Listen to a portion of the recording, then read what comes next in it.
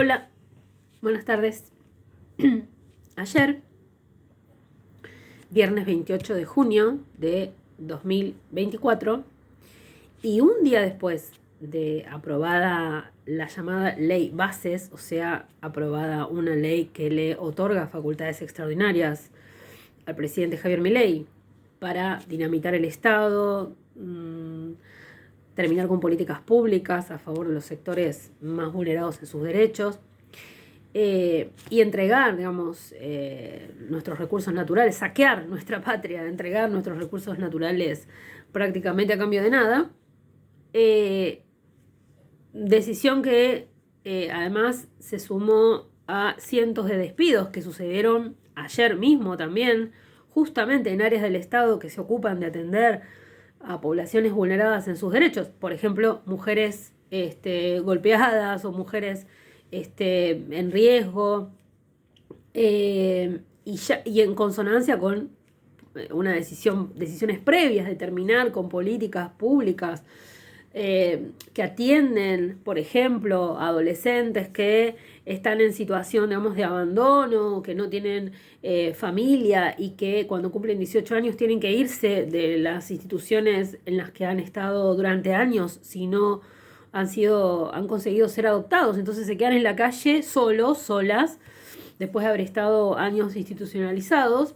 Digo, en el marco de esa política y de esa decisión del Poder Legislativo de aprobarle la llamada ley Bases a este Poder Ejecutivo, el Ministerio de Seguridad de la Nación, conducido por Patricia Bullrich, y el Ministerio de Justicia, conducido por Mariano Cunio Libarona, presentaron un proyecto que llaman de baja edad de imputabilidad.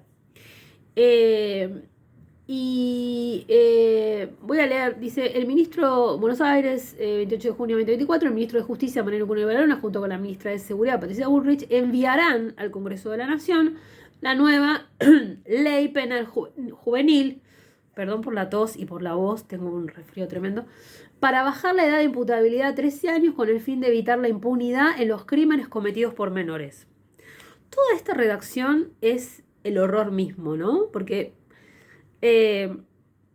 primero, no se manda una ley, se manda un proyecto. El Ejecutivo manda proyectos de ley y en todo caso, si son aprobados, se transforman en leyes.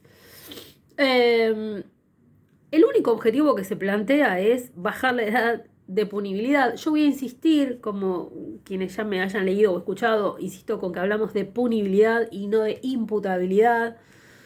El ministro Cunio Libarona es un penalista. Es raro que no sepa que estamos hablando de cosas distintas. Cuando hablamos de punibilidad, estamos hablando de a partir de qué edad, de edad de punibilidad. Cuando se habla de edad de punibilidad, estamos tratando de definir a partir de qué edad un niño o un adolescente va a ser sometido a proceso penal. Y un proceso penal que, entre una de sus derivaciones, tiene la de aplicar una pena, ¿no? Los objetivos de los procesos penales son esos: investigar si una persona es responsable de haber cometido un delito, y si lo cometió, se le aplica una pena, ¿no? Si no lo cometió, se la puede sobreseer, se la puede absolver, pero si lo cometió, el sistema penal tiene previsto un sistema de penas, ¿no? Y en el marco de ese sistema de penas es que se decide que desde qué edad se le va a poder aplicar a un niño o un adolescente, desde qué edad lo vamos a introducir en ese sistema y no en otro.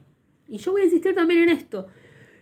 Cuando cuestionamos la baja edad de punibilidad, no estamos diciendo que si un niño o un adolescente está involucrado en un hecho grave o comete un delito, antes de esa edad mínima de punibilidad o de responsabilidad penal, la vamos a llamar de ambas maneras, edad mínima de punibilidad o edad mínima de responsabilidad penal, si por debajo de esa edad, supongamos un niño de 12 años, mata, no estamos diciendo que no hay nada que hacer con ese niño. Lo que estamos diciendo es que lo vamos a hacer por fuera del sistema penal, porque tiene una edad que no llega a la edad mínima para ser punible, para que intervenga el sistema penal. Pero no estamos diciendo que no tiene que intervenir ningún sistema, estamos diciendo que es el penal el que no tiene que intervenir.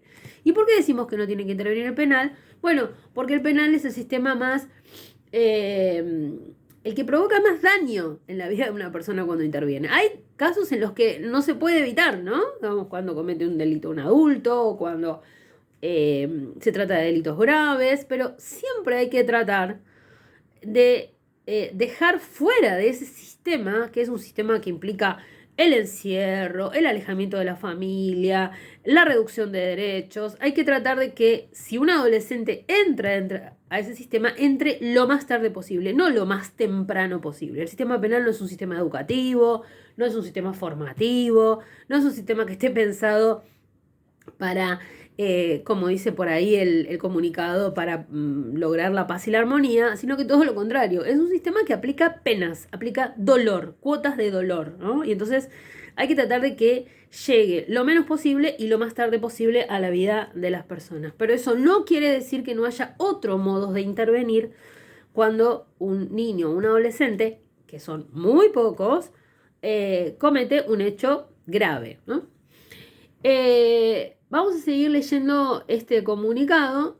El comunicado dice entonces que el fin es evitar la impunidad de los crímenes cometidos por menores. Se le brindarán las herramientas al sistema judicial para terminar con la doctrina que beneficia a los delincuentes. En un video, Patricia Bullrich habló de garantismo. Es tremendo, es gravísimo. Sobre todo, insisto, Cunio Libarona es abogado penalista. ¿Qué problema tiene Cunio Libarona con el garantismo? ¿Cuál es su problema con el garantismo? ¿Que él no plantea las garantías constitucionales cuando defiende a sus clientes? Clientes que son todos mayores de edad y han cometido delitos, ¿no? Porque un abogado penalista, en general, pocas veces defiende a personas que no cometieron delitos. En general, defiende a personas que cometieron delitos, ¿no? Y no es que defiende los delitos de las personas, defiende justamente los derechos que esas personas tienen mientras se las somete a un proceso, ¿no? Y uno de esos derechos es el derecho de defensa, el derecho de tener un buen abogado, como Cunio Libarona, que obviamente cobra muy bien, o cobraba muy bien para brindar sus servicios y lo bien que hacía.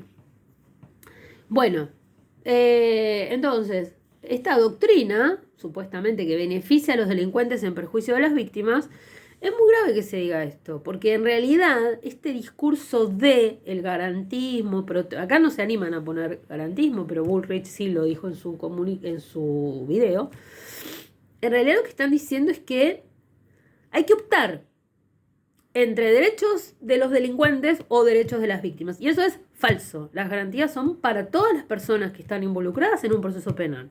Las víctimas tenemos, ¿no? Digamos, todos o casi todos hemos sido víctimas de algún delito, ¿no? De un robo y a veces de cosas peores, mucho peores. Las víctimas tenemos derecho a que se investigue quién fue el autor del delito por el que fuimos perjudicadas o por el que una persona que queremos ha sido perjudicada, que se encuentra la persona que realmente fue el autor y no cualquier perejil, que se la someta a un proceso, que se le aplique una pena si corresponde, y a que no nos moleste más, ¿no? Como resumiendo. Y eventualmente a ser reparadas, ¿no? Digamos, incluso en muchos casos nos importa mucho más que nos reparen el daño. Pienso, por ejemplo, en un robo de un celular, ¿no? Uno puede pensar, mira, yo lo que quiero es que me devuelvan el celular. No tanto que esa persona vaya presa o qué sé yo. Bueno, a ser reparadas, ¿no? Por la persona que nos provocó el daño o por el Estado si corresponde. Esos son derechos que tenemos las víctimas. Las personas imputadas, acusadas, señaladas de haber cometido un delito, tienen derechos, obviamente, como decía recién, a tener una defensa, a no ser torturados, a no pasar mucho tiempo detenidos sin que se los someta a un juicio. En realidad no deberían pasar ningún tiempo detenidos sin haber sido previamente condenados, porque la pena de prisión es una pena pensada para la persona ya condenada, no para la persona que está esperando que la condenen. Etcétera. Entonces, las garantías no son o de los delincuentes o de las víctimas. Las garantías constitucionales son de todas las personas, de todas, dentro del proceso penal y obviamente fuera del proceso penal. Dice, bueno, es nuestro deber actualizar la normativa vigente para terminar con la inseguridad que sufren los argentinos de bien. ¿Qué tiene que ver? O sea, ¿qué tiene que ver la inseguridad que sufren, comillas, los argentinos de bien con bajar la edad de punibilidad. Es una idiotez. O sea, la influencia que tienen, hemos dicho hasta el hartazgo, la influencia de la comisión de delitos, sobre todo delitos graves, en las que están involucrados adolescentes menores de 16 años, que hoy es la edad de punibilidad, es absolutamente despreciable en términos numéricos. No existe como problema de una supuesta magnitud para sostener esto que dice este comunicado infame. Las administraciones anteriores y la justicia han dejado una gran deuda con la sociedad. La ley que rige actualmente es de la década del 80, la juventud de hoy no es comparable a la de hace más de 4 décadas. Bueno, no voy a decir nada de lo que hacía Patricia Bullrich hace 4 décadas o 5 décadas, y qué terrible si hubiera habido una ministra de seguridad que pensara como piensa ella cuando ella era joven. Es cierto que hay que reformar la ley vigente, que es una ley firmada por el dictador Videla. Es una ley del año 80, efectivamente, del año 1980. Se puede reformar esa ley, se puede derogar incluso y sancionar un nuevo régimen penal juvenil sin bajar la edad de punibilidad. Y en eso estamos todas las personas que trabajamos en estos temas de acuerdo.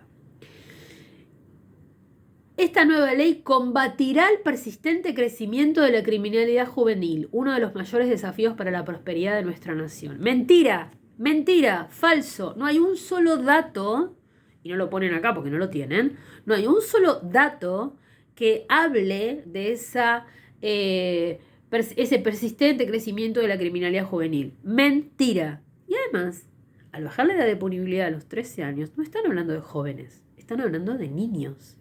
Yo voy a recordar, toda persona menor de 18 años es un niño, conforme a la Convención sobre los Derechos del Niño, entre 13 y 18 no cumplidos, según nuestro ordenamiento jurídico, nuestro Código Civil y Comercial, podemos hablar de adolescentes, pero la norma que engloba y que tiene jerarquía constitucional, o sea, está en nuestra Constitución, vale lo mismo que la propia Constitución, que es la Convención sobre los Derechos del Niño, llama niño, no joven, niño, a toda persona menor de 18 años. Y esa convención tiene jerarquía constitucional. A mí no me importa si es de hace 30 años, 40 años o 25. Tiene jerarquía constitucional. Entonces es la norma más importante a tener en cuenta cuando hablamos de personas menores de 18 años.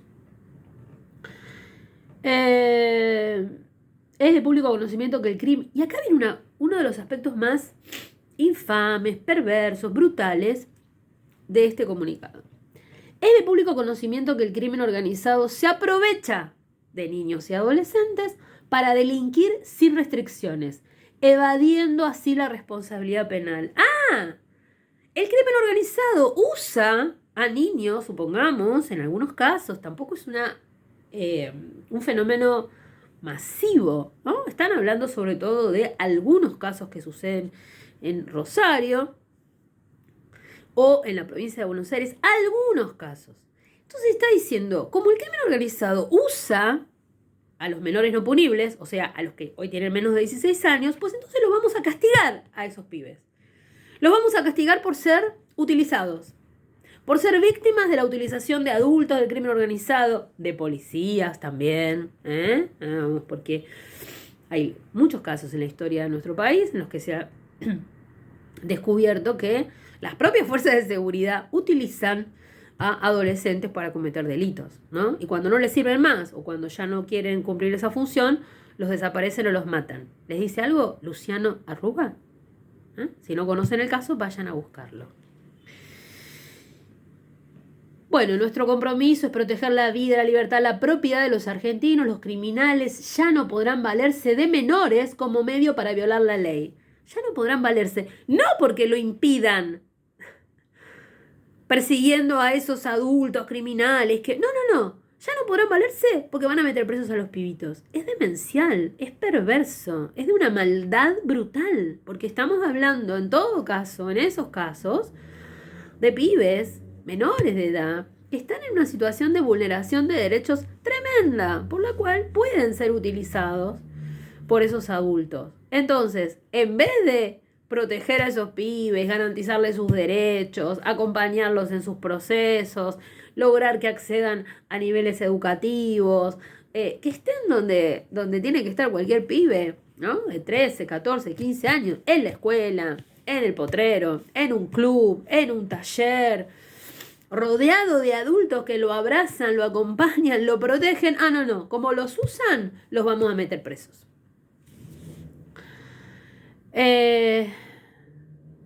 Bueno, y termina con esos típicos, estas típicas consignas, esas bravatas estúpidas.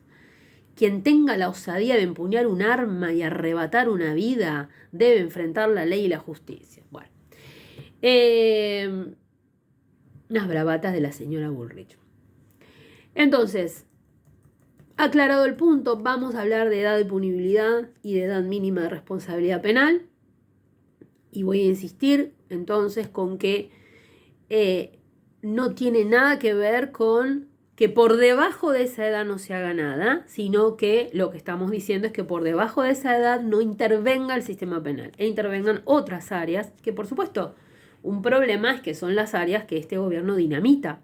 Pero bueno, nosotros no podemos aceptar que el gobierno dinamite las áreas del Estado social y solo ensanche y aumente las áreas del Estado penal, que es lo que se está proponiendo, ¿no? Al mismo tiempo que echa cientos de trabajadores de la Secretaría Nacional de Niñez, Adolescencia y Familia, del Ministerio, lo que ahora se llama Capital Humano, y era el Ministerio de Desarrollo Social, los centros de atención, las CAJ, ¿no? Los centros de atención judicial que había en barrios, donde llegaban muchos pequeños problemas para que no escalaran y que pudieran resolverse en los ámbitos territoriales, digamos, cuando desarma todo ese Estado que estaba presente en los territorios, en los barrios, para poder acudir, ¿no? Cuando empiezan a desarrollarse algunos conflictos para frenarlos y para que no escalen, pues entonces lo único que queda es el sistema penal. Lo único que queda es la fuerza de seguridad y las cárceles. Y aumentar, bajar la edad de punibilidad para aumentar la cantidad de adolescentes ya no atendidos por el Estado social para que los atienda el Estado penal. ¿Qué dicen los organismos internacionales sobre bajar la edad de punibilidad? Yo trabajo centralmente con dos documentos. Uno es la Observación General 24 del Comité de Derechos del Niño de Naciones Unidas. La Observación General 24 es del año 2019. Es un documento muy importante. Lo pueden encontrar si lo googlean fácilmente. Se llama así, Observación General 24, Comité de Derechos del Niño de Naciones Unidas. Y también un informe de la Comisión Interamericana de Derechos Humanos, que se llama Justicia Juvenil en las Américas. Ambos documentos son muy claros, no lo voy a leer, pero son muy claros en cuanto a plantear. Y ustedes tienen que pensar algo. Estos documentos, el de la Comisión Interamericana, se refiere a los países de América Latina y América del Norte. Y el Comité de Derechos del Niño de Naciones Unidas se refiere a todos los países del mundo. Entonces, claro, contemplan situaciones que son muy diversas, ¿no? Hay países que tienen edad de punibilidad muy baja. Fíjense que dice un pequeño fragmento voy a leer nada más de la Observación General 24. Dice, el comité está describiendo cómo hay distintas situaciones en distintos países, que las edades van, hay países que tienen edad de 12, 13 años, etc. Entonces dice, el comité encomia, esto que estoy leyendo lo publiqué en el blog del CEPOC y está disponible a cualquiera que quiera leer, además de ver este video, leer lo que escribí. El comité encomia, o sea, elogia, la traducción es un poco fea, encomia, elogia, a los estados partes que tienen una edad mínima de responsabilidad penal más elevada, por ejemplo, 15 o 16 años, e insta a los estados partes a que no la reduzcan en ninguna circunstancia.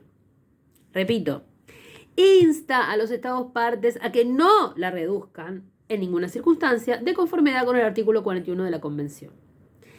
Esto es muy importante porque este documento es un documento que está hecho justamente para hablar específicamente de este tema, no de otros temas. No para hablar de las edades de los adolescentes, por ejemplo, para poder acceder a derechos como a qué edad pueden decidir sobre su propio cuerpo, o votar, o conducir un vehículo. No, está hablando justamente de los adolescentes, de los niños y adolescentes, involucrados en situaciones reputadas como delitos. Entonces, este documento es un documento, yo creo que ni lo conocen. Yo le preguntaría, lo primero que le preguntaría al ministro Julio Libarona o a la ministra de Seguridad o a los escribas que hicieron esta porquería que presentaron ayer, si conocen la Observación General 24, si alguna vez la leyeron. Estoy segura de que no. Estoy absolutamente segura de que no. Es mentira que hay un aumento de la criminalidad juvenil, como dije antes. Y hay datos para refutar eso.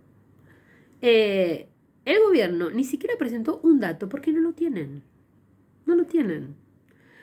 Nosotros tenemos datos de la Ciudad Autónoma de Buenos Aires, tenemos datos de la provincia de Buenos Aires, son datos oficiales, cualquiera los puede ir a buscar. Yo simplemente voy a mencionar 2 datos. En la Ciudad de Buenos Aires, en 2022, hubo 86 víctimas de homicidios dolosos. 2022 es el último año que tenemos registrado. Son datos del Consejo de la Magistratura. Y 131 victimarios. De ese total de victimarios, solo uno fue menor de 16 años. Uno.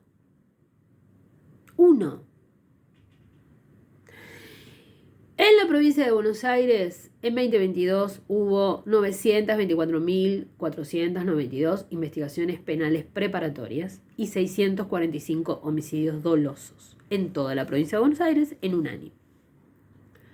En el sistema penal juvenil, las investigaciones penales preparatorias fueron 22.000. O sea, un poco más del 2% del total. Y estamos hablando de adolescentes ya punibles, o sea, adolescentes que ya tienen 16 o 17 años. Insisto, 2% del total. De los que ya son punibles. Entonces, y es un número que ha venido bajando.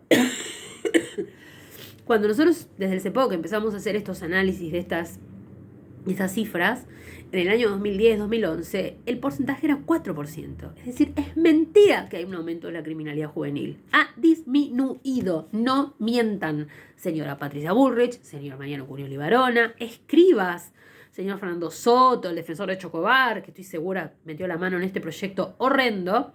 No mientan, no mientan. Si tienen datos, muéstrenlos. No los tienen. La mayoría de los delitos en los que están involucrados adolescentes son delitos contra la propiedad.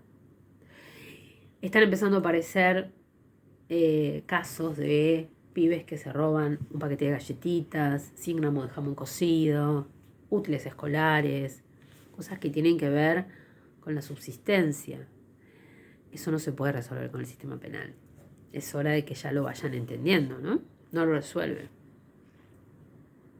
Y no olvidemos que tenemos prácticamente 7 de cada 10 personas menores de 18 años de edad bajo la línea de pobreza. Eso lo van a resolver con el sistema penal. ¿Cuántas cárceles van a construir para meter pibitos que por ahí se afanan 100 gramos de jamón cocido o un paquete de galletitas o un cuaderno nuevo para la escuela? Voy a tratar de analizar ahora algunos de los aspectos más cuestionables, más brutales del proyecto en sí. La primera cuestión, como dije, es que se baja la edad de punibilidad a los 13 años. Yo voy a recordar que la misma Patricia Bullrich, cuando era ministra de Seguridad bajo el gobierno de Mauricio Macri, presentó un proyecto de ley que bajaba la edad a 15 años. No hace 50 años, sino hace, estamos en junio 2024, hace 5 años. Bajo el gobierno de Mauricio Macri, primero hubo un proyecto de baja a los 14, en el 2017, y después hubo un proyecto presentado por Bullrich, igual que ayer presentó de baja a 15 años. En ningún momento, nunca se explicó por qué 14, por qué 15, por qué 13. No hay explicación posible, porque no la tienen, no tienen ninguna fundamentación. Y yo quiero hacer acá una aclaración. Alguien hoy en X me decía, bueno, esto tiene que ver con el principio de autonomía progresiva que está previsto en el Código Civil, que establece una diferencia de 0 a 13 años y de 13 a 18, etc. El principio de autonomía progresiva está vinculado justamente a la ampliación de derechos de niños y adolescentes. Entonces, efectivamente, un niño de 13 años, que nuestro Código Civil y Comercial llama adolescente, puede hacer cosas que uno de 12 no puede. Por ejemplo, decidir sobre su propio cuerpo en cuestiones que no sean invasivas. Supongamos, teñirse el pelo. No mucho más. Porque si se quiere hacer un piercing, si ya es invasivo, tiene que esperar a los 16. No mucho más. Debe ser oído, en un caso, por ejemplo, de divorcio, pero debe ser oído también si tiene 12, o si tiene 11, o si tiene 10. Debe ser oído a cada edad conforme esa edad, ¿no? No se puede, digamos, lo que se puede escuchar de un niño pequeño de 6 años, por ejemplo, en una tramitación de un divorcio, será distinto a lo que se puede escuchar y atender de un adolescente de 14 o de 13, ¿no? O un niño de 12. Pero siempre tiene derecho a ser oído, eso también deriva de la Convención sobre los Derechos del Niño. Ahora, el concepto de autonomía progresiva no lo podemos aplicar para el sistema penal, porque el sistema penal es un recorte de derechos, no es una ampliación de derechos. Justamente el sistema penal lo que hace es detener los procesos de autonomía. Nosotros lo vemos eso todo el tiempo en adolescentes ya punibles, o sea, adolescentes que hoy tienen 16, 17 años y que han pasado 5, 10, 15 años presos, como ese proceso de autonomía normal, natural, que atraviesa cualquier persona, ¿no? Digamos, cualquier persona, no una persona presa, una persona común, ¿no? Quienes tienen hijos adolescentes o quienes sean muy jóvenes se podrán acordar. Cómo vamos pasando a tomar decisiones autónomas, qué estudiar, dónde trabajar, con quién ponernos de novia o de novio, si tener hijos o no, si quedarnos en el país o irnos, si mudarnos. Esos son procesos de autonomía. La cárcel los detiene, porque justamente en la cárcel todos los movimientos están controlados por terceros. Y por terceros que no son mamá, papá, o un tío, una tía o una pareja. Están controlados por fuerzas de seguridad. Se llamen como se llamen, servicio penitenciario o organismos especializados en el caso de los adolescentes. En el mejor de los casos, porque muchas veces también van a parar a cárceles o instituciones dirigidas con una mirada securitaria. Entonces, es mentira. No podemos, digamos, es mentira que esto tenga que ver con el reconocimiento de los procesos de autonomía contemplados por nuestro Código Civil y Comercial. Son campos distintos. Un campo es el campo de lo civil y otro campo es el campo de lo penal. Lo que es cierto es que en nuestro país los 16 años, que es la edad de punibilidad hoy vigente, están asociados a otras cosas que marcan un límite para nuestros adolescentes. La misma edad, 16 años, es la edad que tiene que tener un adolescente para poder votar. Es la misma edad que tiene que tener un adolescente para poder manejar ciertos vehículos.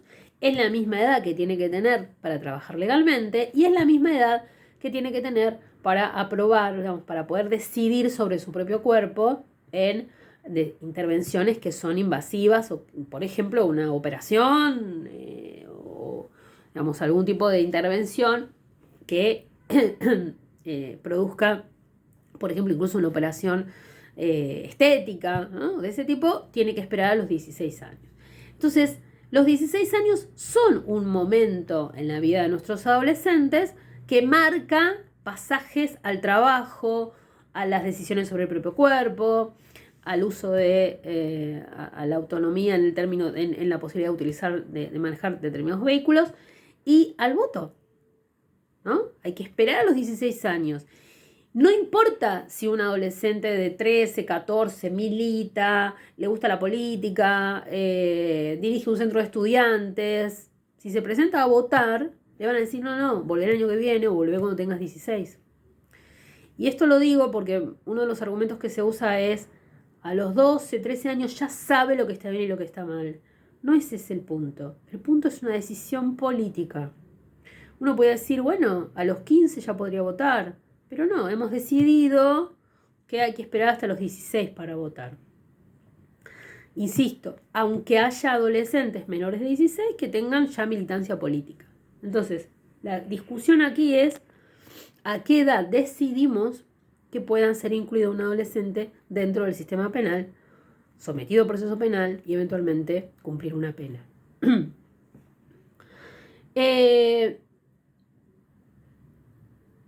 Algunos de los aspectos más graves de este proyecto.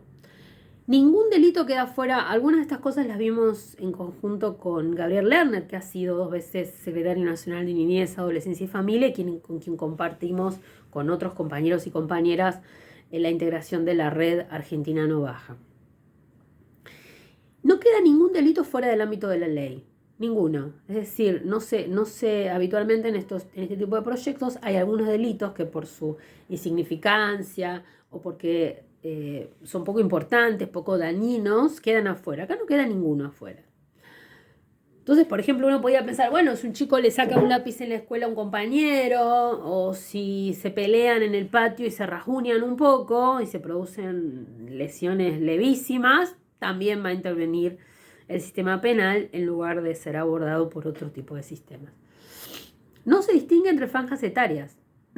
Eso también es gravísimo. Es decir, todo lo que dice esta ley es tanto para los de 13 como para los de 17, que son absolutamente distintos.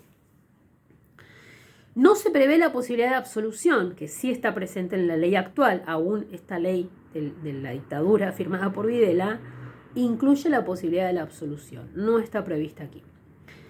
Y no se cumple con el principio de especialidad durante el proceso de ejecución de penas. Es decir, se manda a cumplir las condenas, que como vamos a ver son altísimas, a lugares donde no hay personal especializado, ¿no? Es decir, un chico que cometió un delito a los 13 años, supongamos, si esta ley horrenda fuera aprobada, que vamos a hacer todo lo necesario para que no, y tuviera una pena alta, supongamos 20 años, que es la pena más alta que tiene esta ley, una pena de 20 años para un niño de 13 años, cumpliría parte de esa condena en una cárcel de adultos.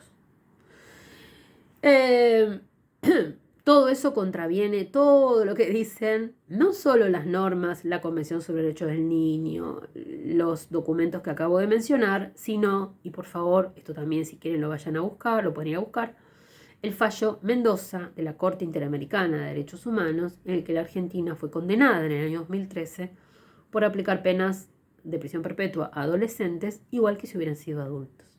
Y una de las cosas que establece el fallo Mendoza es que cuando se aplican penas de prisión a un adolescente, primero que deben ser, hay un principio que es un principio básico que es solo tiene sentido aplicar algún tipo de pena para favorecer la reintegración social del adolescente. Y que debe digamos, regularmente, periódicamente, verificarse si tiene sentido que siga cumpliendo esa pena. Ese principio, el principio, que es un principio que incluye la posibilidad de que el adolescente sea excarcelado mucho antes del cumplimiento de la pena, tampoco está previsto en esta ley. Es el principio de revisión periódica, es decir, debe revisarse periódicamente la pena impuesta y eventualmente otorgarse la libertad, y eso no está previsto en este proyecto. No está prevista la especialidad del derecho penal para adolescentes, sino que se habla de una libertad condicional, igual que si fuera un adulto pasados 2/3 de la condena.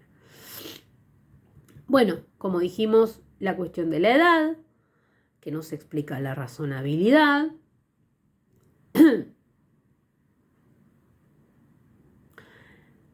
Se menciona la Convención sobre los Derechos del Niño como...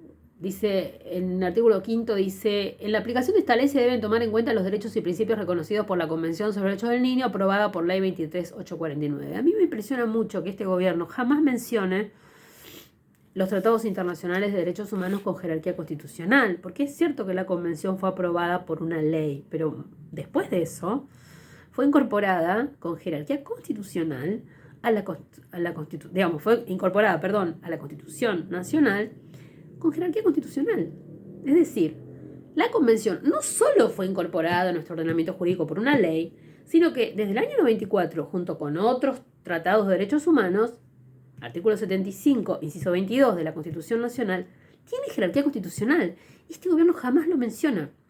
Y yo creo que tiene lógica porque el presidente Milei se la pasa remitiéndose a un momento supuestamente glorioso de la Argentina previo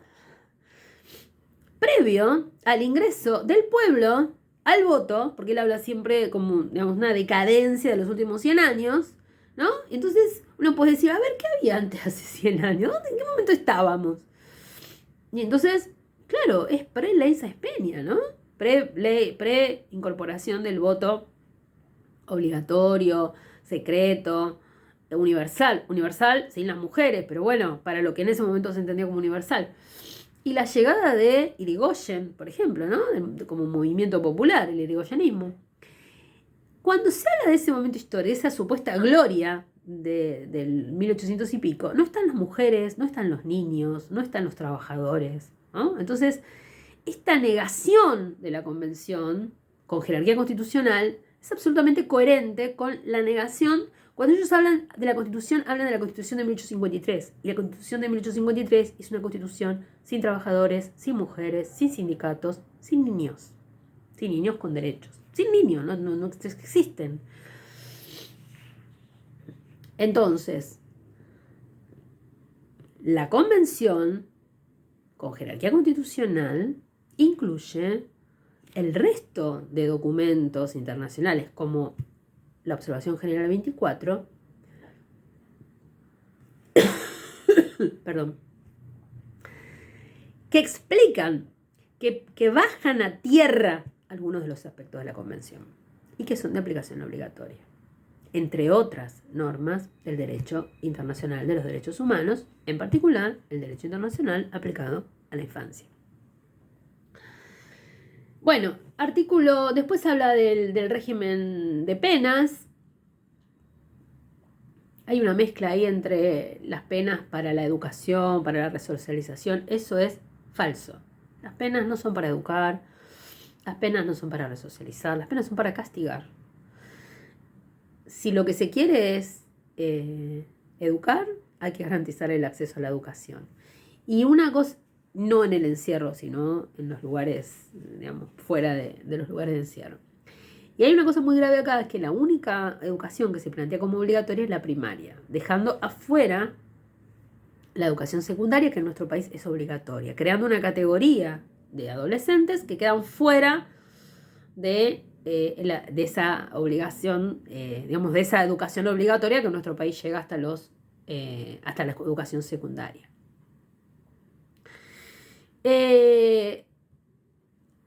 Hay una serie de penas previstas,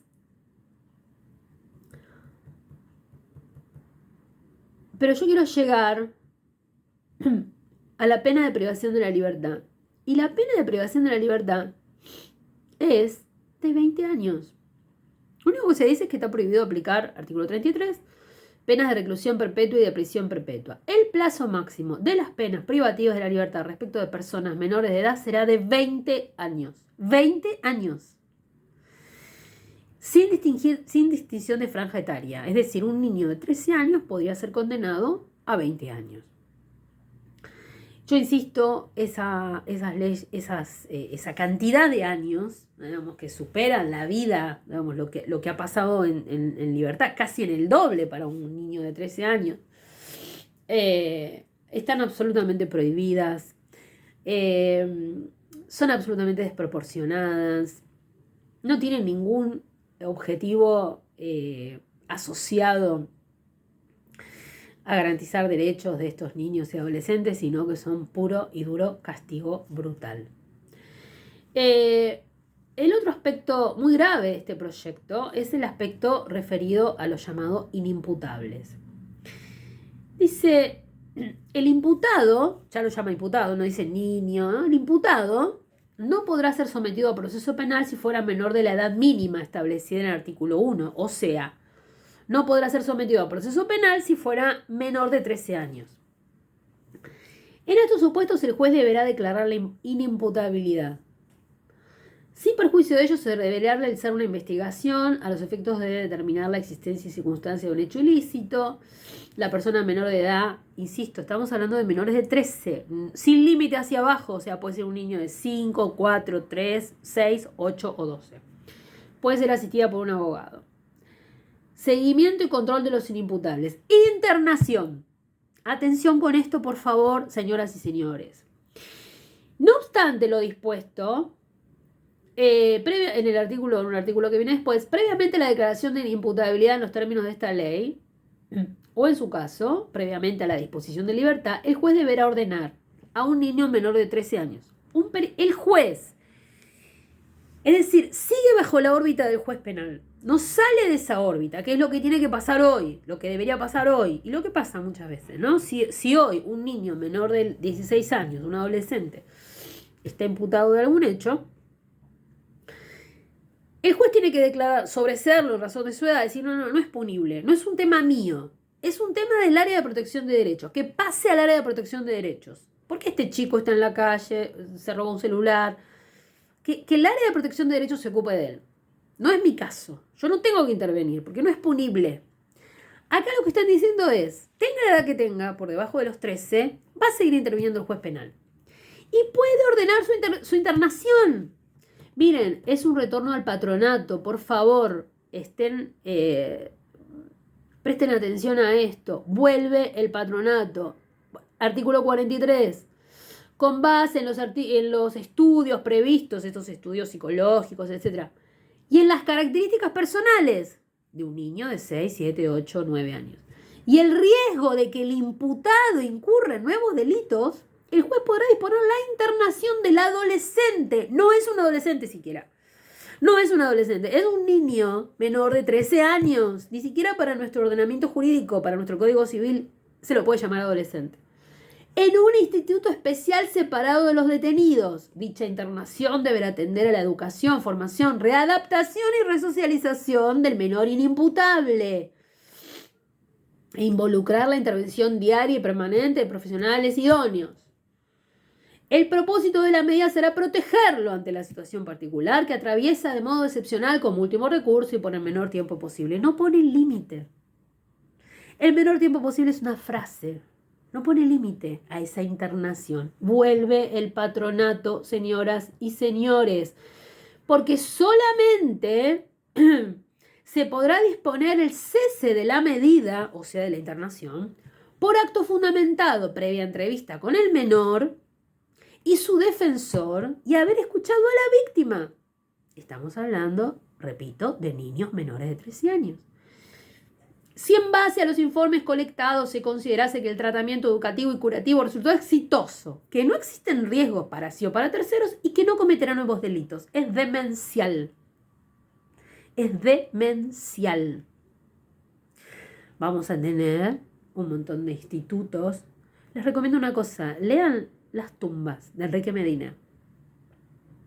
Vamos a tener institutos, reformatorios, cárceles para niños, hogares llenos de niños pobres que están ahí porque el juez no puede asegurar que no cometerán nuevos delitos o porque considera que todavía no está suficientemente resocializado.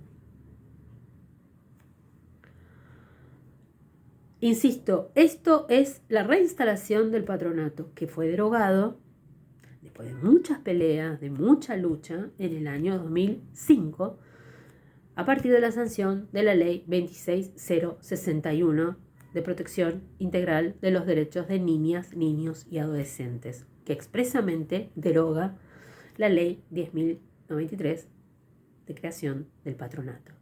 Una ley que ha sido cuestionada justamente porque permitía que los jueces, comillas, de menores, dispusieran de niños, niñas y adolescentes bajo el argumento de que estaban en riesgo moral o material. Y eso les propongo también que vean, por ejemplo, Crónica de un niño solo, ¿no? Estoy pensando en una película de Leonardo Fabio, o que hablen con personas que hayan estado encerradas en reformatorios, en institutos, porque sus padres no podían ocuparse, o porque su madre era prostituta, o porque habían robado una galletita del negocio de la cuadra, o porque se agarraban a trompadas con los compañeritos mientras jugaban a la pelota. Es un modo de administrar la pobreza, encerrar pibitos cada vez más chicos y tenerlos a disposición de la decisión de un juez de menores. Me parece que estos son los aspectos más brutales de esta ley: la edad, las penas de hasta 20 años, la falta de especialización y lo que se pretende hacer con los llamados inimputables, que en realidad son los no punibles, los menores de 13 años. Someterlos, volver a reinstalar el patronato.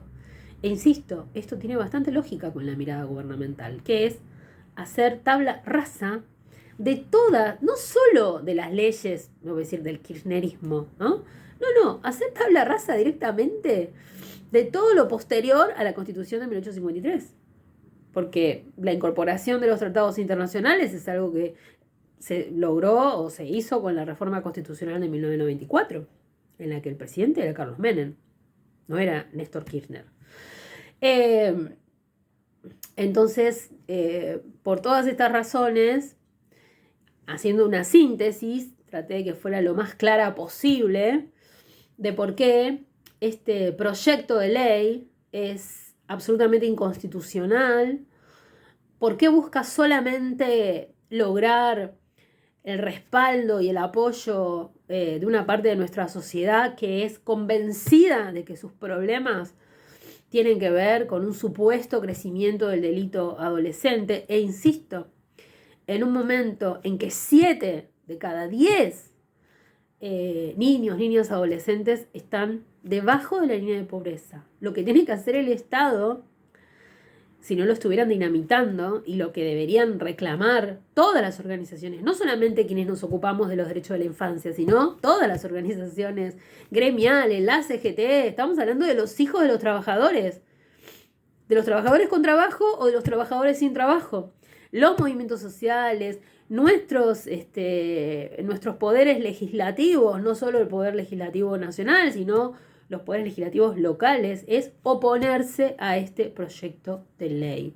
Lo quieran encubrir como lo quieran encubrir, no va a resolver ningún problema serio de violencia social, no va a resolver ningún problema de inseguridad. Como decimos habitualmente y como dicen hace mucho tiempo los movimientos de defensa de los derechos de los pibes y pibas, los pibes no son peligrosos, los pibes están en peligro. Y yo me permito recordar otra frase que me encanta citar, que es del héroe cubano, el héroe de la independencia cubana, José Martí, que es muy sencilla, muy clara. Los niños nacen para ser felices. Y otra frase, mucho más que una frase, una política, que resume lo que la Convención sobre los Derechos del Niño dice en muchas más palabras, que es que los niños tienen un plus de derechos por su condición de niños, que es aquella frase hermosa de Evita: los únicos privilegiados son los niños, todos los niños, todos, aún aquellos que en algún momento cometan algún delito. Gracias.